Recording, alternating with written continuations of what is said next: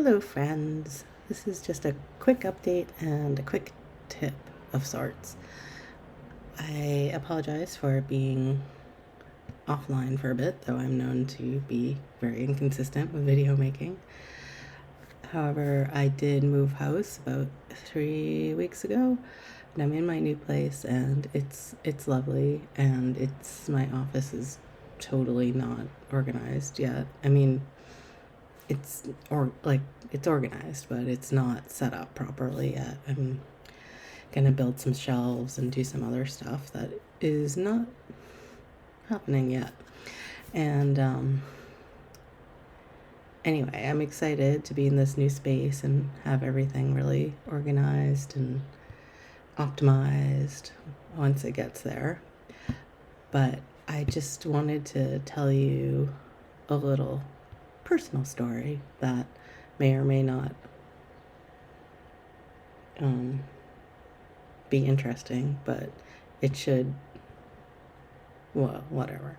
Anyway, so I hired these movers that totally sucked, and this became apparent somewhere into the move after some hours, and especially towards the end, and especially afterwards when I discovered that they had pretty badly damaged all of my antique furniture. Not that I have a ton, but what I do have is now scuffed irreparably, especially because it's like, 30s matched veneer and stuff.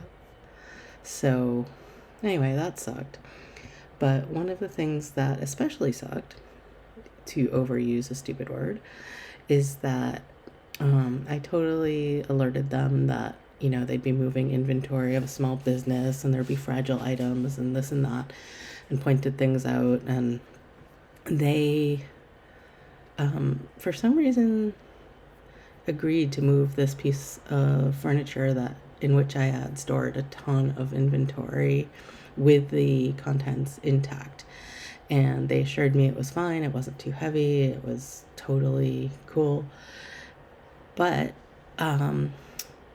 rather than, sort of wrapping it and carefully moving it and all that stuff, they just didn't wrap it, moved it quite cavalierly, and tipped it upside down.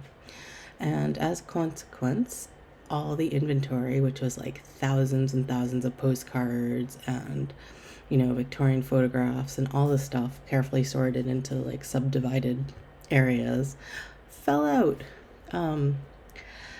Mostly inside of this bureau dresser thing, but some of it just fell out, I think, in the road, or I don't know. They did not tell me, and they never told me, actually. I just found some stuff later on the road and tucked into weird places and other pieces of furniture and stuff.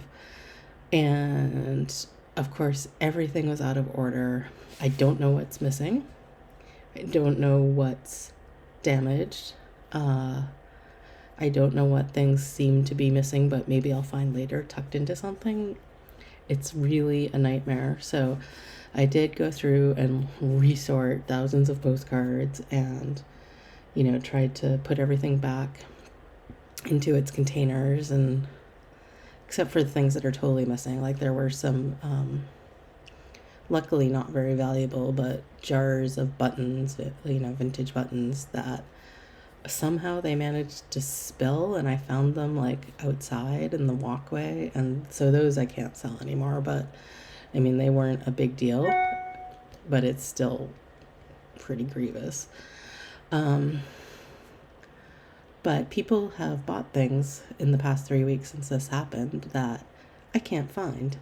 And it's awful, let me tell you. I mean, it makes me feel really bad as a seller. And it's really frustrating, and it really takes a lot of time. And, oh, it's just driving me crazy. And it's like, I don't know what I don't know. I don't know what's,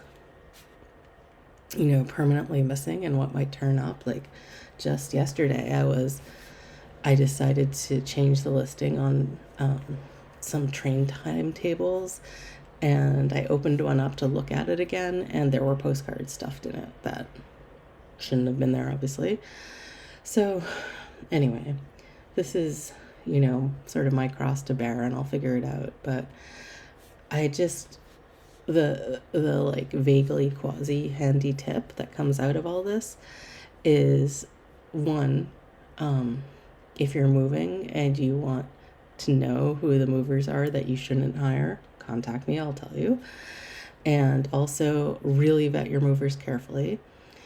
And related to eBay, if you find that somebody has ordered something and you can't find it for whatever reason, which, does happen even without crazy mover calamities, one technique for dealing with it, which I have found is making me feel a teeny bit less bad, is that I write to them and I explain what happened, and I say, would you like to pick out another item from my store that costs about the same? Usually I make it a little bit higher, so it's like a nice offer. If they've bought a $10 postcard, I say, would you like to pick out another postcard up to $15 or something? And that way, so I say, I make them some, compensatory offer. And then I say, or if you'd rather just cancel your order, just let me know. And so that way, either I send them something else and hopefully we're happy, which has happened in a few different situations. And sometimes I can even suggest something, like somebody had ordered a postcard of like the Russian cathedral in Nice, France, and I couldn't find it, but I did have another view that was actually kind of nicer. It was black and white instead of color, but it was older. So I said, hey, I have this other one. Do you want that? And they said yes, and they sent that, and everyone was happy, and that was good. But the thing is, if they say no, like never mind, cancel it, then when you go to cancel your order on eBay, you can say the buyer asked to cancel the order, and that way you do not get, as they say, dinged, or points detracted from your ever important reputation on eBay. And it's just a better feeling all around that you tried to solve the problem first with something that's a win-win, instead of just being like, sorry, I can't find it, which is like the worst feeling. And I hate writing those messages that say, I have to cancel your order, sorry. So this has been a bit of a balm. Not much, but a bit. So that's your handy eBay tip and my sad story. And soon, hopefully, I'll be able to show you some scenes of organized chaos in my new space once I get it a little further along, and maybe some actually useful tips on moving your store, but I don't know what those would be. However, if you have questions on that score, feel free to put them below. Also, please hit the like button and subscribe if you haven't, and tell your like-minded friends that they ever so much need to watch my weird channel. Okay, thank you. Please take care. Bye.